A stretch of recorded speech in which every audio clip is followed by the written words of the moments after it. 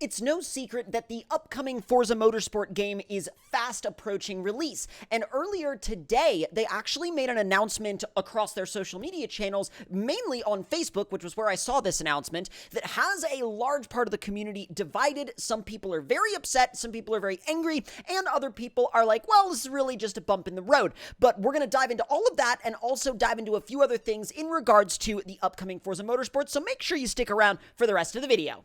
And this right here is the post that caused the stir. It says, if you're a car fan, then the Nurburgring is an important place for you, which means it's an important place for us. The Nurburgring Grand Prix track is coming to Forza Motorsport this October, with the Nordschleife arriving in 2024. And stay tuned about more free tracks coming after launch.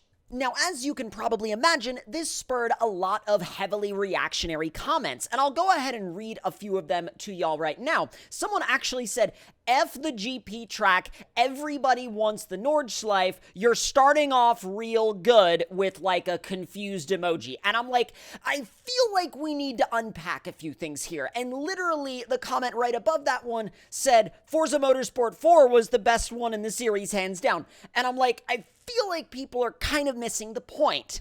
For example, the official Forza Motorsport account actually replied to one of these comments and said, it's not a port from a previous game. It's a whole new version of the track that's been built from scratch, meaning they are literally completely rebuilding the Nordschleife, every single inch of it, from the ground up once again. And this brings up a very interesting question.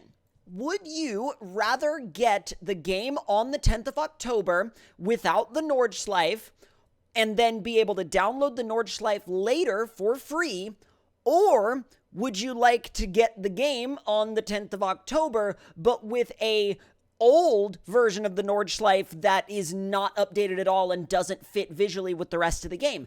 I know which one I would personally pick. And just like the comments on that particular post filled up, I'm sure that there's going to be comments on this video saying, well, there's no excuse, that track should be in the game at launch, there's no excuse whatsoever, and you're just making excuses for a game that isn't actually finished, and blah, blah, blah, blah, blah, blah, blah. People love to throw that around. And here's the thing. Whether or not they wanted to release the game with or without the Nordschleife in it at launch, because I'm sure they wanted to, they probably just could not do it physically with all of the other things that they had to get ready for the game in terms of release. And I know that having the Nordschleife as a DLC track may be disappointing to some people, but in the long term of this game, especially with this game coming out in October and the Nordschleife becoming a part of the game in early 2024, hopefully, I don't see it being a huge problem throughout the entire life cycle of the game. Now, making a quick shift, I want to talk about something that I saw both in my comments on my last video that I did on the upcoming Forza Motorsport, as well as something I see in the comments of basically every social media post that the official Motorsport page makes, and that is people saying, we don't want this, we want Forza Motorsport 4 back, or it'll never be better than Forza Motorsport 4, or the series peaked in 4, and it'll never be better. And here's the thing, I don't think that those are helpful to the future of the series. Like, I know that everyone is nostalgic for Fujimi Kaido, which is what I'm showing right now, and I'm nostalgic for it too. I loved this track. I spent so much time on Fujimi Kaido back when I was playing Forza Motorsport 4 regularly, and I put a ton of hours into this game doing toge builds, doing drift builds, and really just spending time on Fujimi Kaido hanging out with friends. Now, obviously, the reason why I show this track is because I feel like so much of the nostalgia for Forza Motorsport 4 is rooted in the inclusion of this track. And this track has almost become a little bit of a legend because it's that track that we supposedly can't have back. It's that track that we supposedly can never have again. But here's the thing.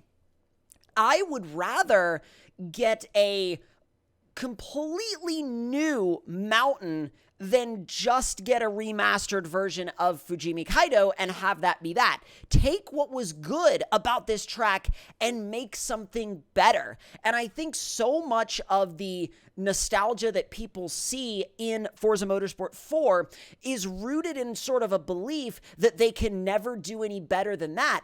And the thing is, hardware and software has come so far since the days of Forza Motorsport 4 that I'm sure they can do something better. I'm sure that they can take the elements that made Forza Motorsport 4 an incredible game and make it better.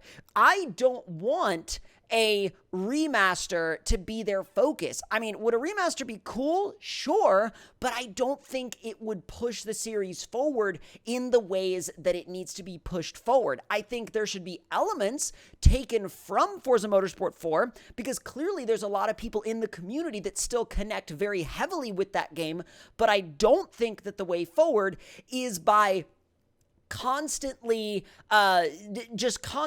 throwing, nostalgia bait, because that's what it is, right?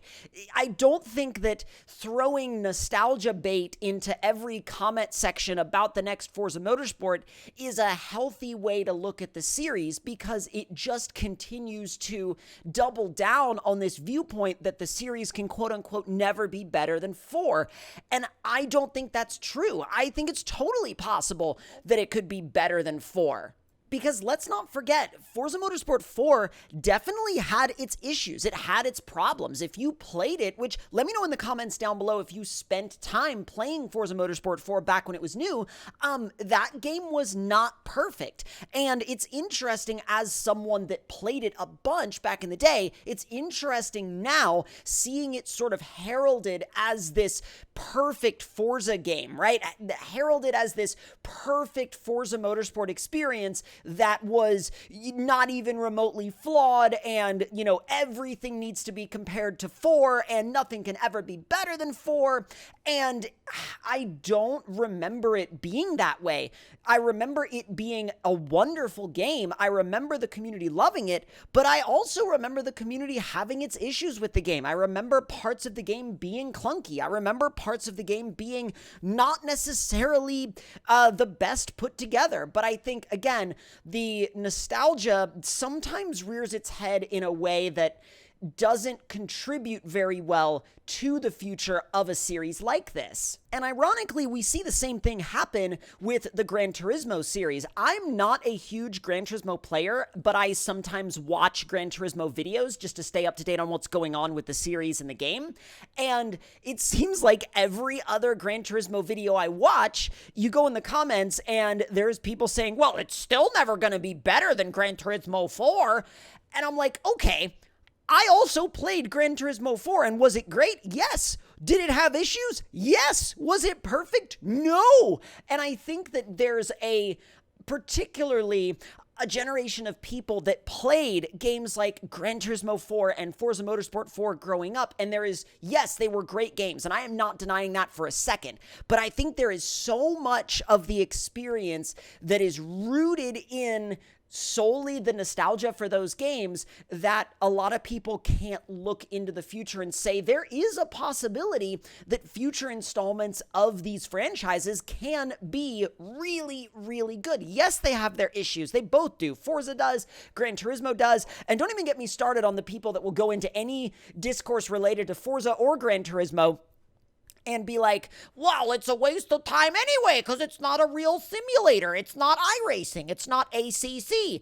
And I'm like, okay, if you want to play iRacing or ACC, play one of those. We know that this is not as sim racing style as those games. Those games aren't even really, I wouldn't even call them games. I would call them sims. Forza is a racing game, not a dedicated racing simulator. And yes, I feel like it's important to make that distinction, but there are some people that just continue to make it over and over again as this sort of like got you moment, like, oh, well, I see you're playing a not simulator. See these simulators that I play? Those are real simulators, not the game you're playing. And I'm like, it's such a It's like, why do you even feel the need to do that?